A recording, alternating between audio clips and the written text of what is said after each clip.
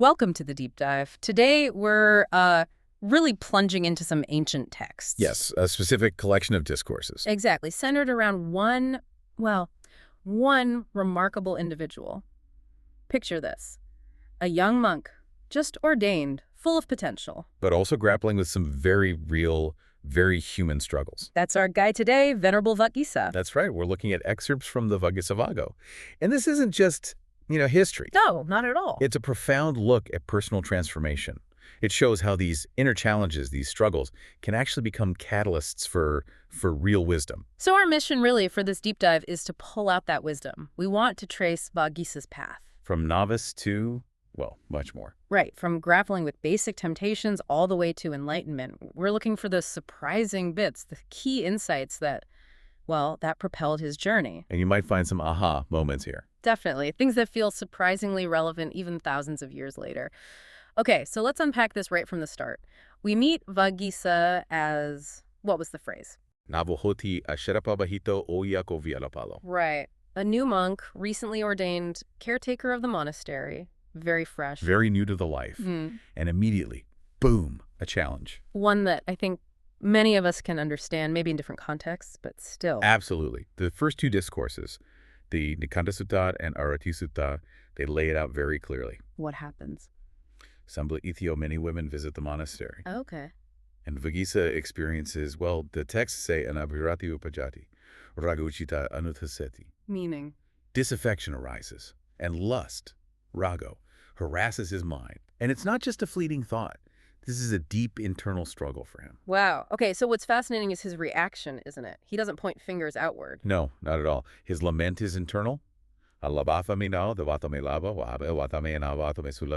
translates roughly to? Alas for me, no gain for me, badly acquired for me, not well acquired. It's a real sense of inner loss, of going off track. And then comes that resolve. That's powerful. Extremely powerful.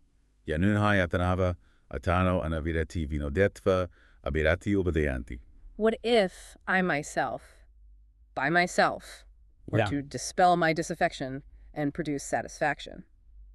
It shows this immediate, strong commitment to self-reliance, taking ownership right away. So this highlights that initial commitment to working it out himself. Yes, but that naturally leads to the next question, doesn't it? Which is? What happens when that self-effort isn't quite enough, or when the intensity is just too high? Right, and that's where the path takes another turn. Exactly. It shows why seeking guidance becomes so important. And this is where it gets really interesting, I think. We see that shift. Yes, in the Ananda Sutta. He's still grappling, still struggling with lust. Intensely. And this time, he goes directly to Ananda. A very respected elder monk. Right. And he asks for nibbapana. Which means? Extinguishment, cooling. It's a real moment of vulnerability. He's asking for help. That takes courage.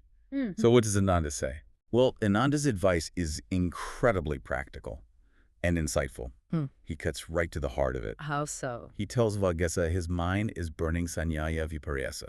A perversion of perception. Exactly. It means he's misinterpreting things, seeing beauty or permanence where it isn't, essentially. So the problem isn't just the external trigger, it's his internal view of it. Precisely. Our suffering often comes from that distorted view, not the thing itself. Okay. And Ananda doesn't just diagnose, he offers solutions, right? A whole toolkit. Oh, absolutely. It's quite comprehensive. First, nimite proivajei suhanvrapaseta.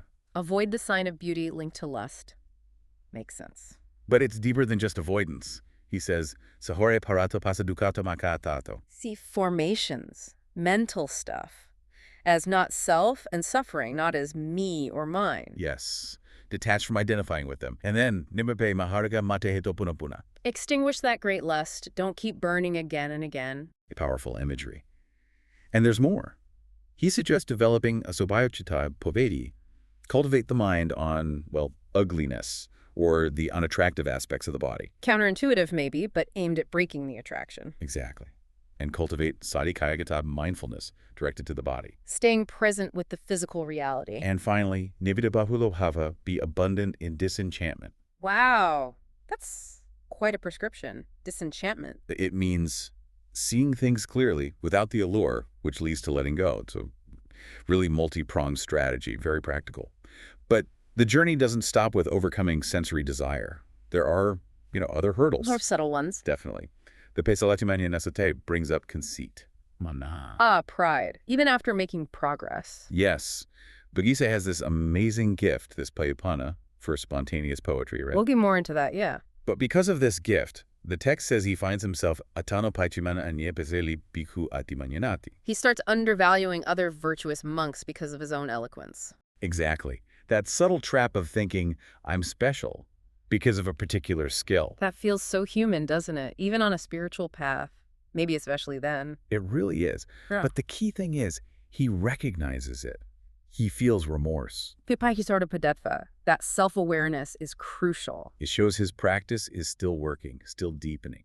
He sees the danger in that pride. And his verses in that section are a warning, aren't they? Against letting conceit lead you back into suffering. A very powerful warning. So this ongoing work, this self-awareness and refinement, it seems like it unlocks that poetic gift even more, but in a healthier way. It certainly seems that way. His paibana becomes channeled into praising the Dhamma and other accomplished practitioners. It's quite beautiful. Where do we see that first? A great example is the Supasita Sutta. The Buddha outlines the 4 marks of Supasita, well-spoken words. Which are? They have to be actually well-spoken, related to the Dhamma, pleasant to hear, and truthful. Okay, makes sense. And Vaṅgīsa just immediately responds, spontaneously, with verses that capture those points perfectly. Summarizing the Buddhist teaching in poetry on the spot. Yes, emphasizing speech that doesn't cause harm, and highlighting the Buddha's own speech as the path to nibbana, the end of suffering. It shows real understanding. And he doesn't just praise the teaching, he praises the teachers too, like Sāriputta. Oh yes, in the Sāriputta Sutta, he praises Sāriputta's Gambhīra-pañño. Deep wisdom. Deep wisdom. And his skill in teaching, he uses this wonderful phrase, Poriyavakaya Visetya Anyagalaya Atasa Viññapañña. Meaning his speech was popular, fluent, clear. All of that. Speech that ordinary people could understand, fluent, unobstructed, and really clarifying the meaning. That's high praise for a teacher. And he even comments on his voice, like a nightingale. He does. It shows a real appreciation for Sāriputta's qualities. And it's not just Sāriputta. No, he also spontaneously praises Koṇḍañña In the Koṇḍañña Sutta. and Mahāmoggallāna in the Moggallāna Sutta. He recognizes their specific strengths, their unique attainments, like Moggallāna's psychic powers. So it shows his own development, that he can see and appreciate these different facets of enlightenment in others. Exactly. It reflects a broad and deep appreciation for the community and the path. His praises for the Buddha himself must be quite something. They are. Particularly striking is in the Pavaran Sutta. This is after the Buddha invites critique from 500 of his arahant disciples. Wow. 500 arahants, and he asked them for feedback. Yes. And Sāriputta steps in and clarifies that, not all arahants are exactly the same. There are different levels or types of attainment among them. Right, you mentioned those categories. Yes.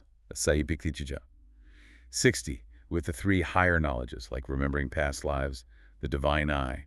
Tabinya. 60, with the 6 higher knowledges, including psychic powers. Upatapagavimutta. 60, freed in both ways, through meditation and wisdom. Ata itare pañavimutati. And the rest, freed by wisdom alone. A diverse group, all fully liberated. And after that clarification, Vaṅgīsa bursts forth with praise.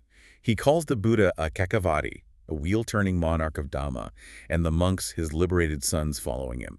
Powerful stuff. and there are other instances too. Oh yes, the Parosahasa Sutta and Gagura Sutta. His verses there beautifully describe the Buddha's teaching of Nibbana, his radiant presence. But here's the really crucial part, isn't it? The Buddha asks him something specific. He does. He asks if Vaṅgīsa had thought these verses out beforehand, pre-planned them. And Vaṅgīsa says, Nakhome bante ima katayo pube parivita kata. Atakoy anasova mapa behantivi. "No, Venerable Sir, I didn't think these out before. They just occurred to me right here, right now. Spontaneously?" Exactly. Hahanasova mapa banti. And the Buddha encourages him, tells him to keep letting those insights flow. That's amazing. It confirms that his poetic gift, his paibana, isn't just skill. It's rooted in genuine, deep, awakened understanding pouring forth. It's Dhamma expressing itself through him. Okay, so we've seen the struggles, the learning, the overcoming, the incredible poetic expression. Where does this all lead? What's the culmination of Vaṅgīsa's journey? The final discourse in this section, the Vaṅgīsasutta, gives us that powerful conclusion. This is him looking back. Yes, he's recently attained arahantship, full enlightenment. And he's experiencing vimutti-sukha paisavedi, The bliss of liberation. the bliss of freedom. And from that state, he reflects on his entire path. It sounds like a really profound moment of integration. It is. He remembers his past life, interestingly. Kaviyamata vikarim hapube gama gamapurapura. He says he used to be a wandering poet, intoxicated by poetry, moving from village to village, city to city. Yes, it provides this amazing contrast from a worldly poet To meeting the Buddha, hearing the Dhamma specifically mentioning the teachings on aggregates, sense bases, elements, the core analytic teachings. and then going forth, leaving the worldly life behind for the monastic path is a complete transformation. A real, full-circle understanding of his own life. And he declares his attainment with such clarity. Tisa vija anupata buddhasa sasana. The three knowledges attained, the Buddha's teaching fulfilled. Simple, direct. But then he elaborates, listing some specifics, not out of pride now, but as confirmation of that freedom. What does he list? Kodivasa, janami dibakako, visotero tevijo itopatomi tetopariako vidoti. Okay, break that down. I know past lives, puvanivasa. The divine I, dibakaku, is purified.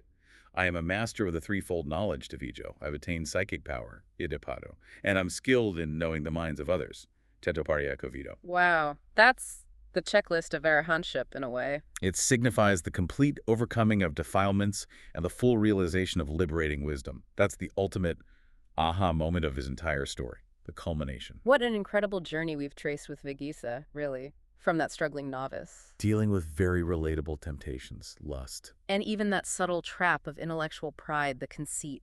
Right, to becoming this master of spontaneous, insightful poetry. And finally, an arahant, an enlightened being. His story is such a powerful reminder, isn't it? That the path to insight, to freedom, it isn't necessarily smooth. No, definitely not linear. It involves that radical self-awareness, like we saw. The humility to actually seek guidance when you need it. Like going to Ananda. Exactly. And just persistent effort, continuously refining oneself. And the details are so rich. The specific struggles, and Nana's very practical advice, the way his poetry emerged. It offers so much practical wisdom, I think, for anyone who's, navigating their own inner landscape. Absolutely. It really highlights that transformation involves facing our imperfections head on. Acknowledging them, yeah. And then diligently working to overcome them. Sometimes on our own, sometimes, crucially, with support. Wise support, like Ananda. So thinking back over this deep dive into Vaṅgīsa's life, what stands out most to you listening now? Maybe it's that initial fierce resolve he had to deal with his disaffection himself. Or maybe Ananda's very specific, actionable advice. That toolkit for perception. Or even that later struggle with conceit, how something new can pop up even after progress. Yeah, whatever resonates. Maybe consider this. How could acknowledging your own inner Vaṅgīsa, those struggles, those challenges you face, maybe even the hidden talents? How could acknowledging all that actually pave the way for your own unexpected insights, your own transformation? Something to reflect on.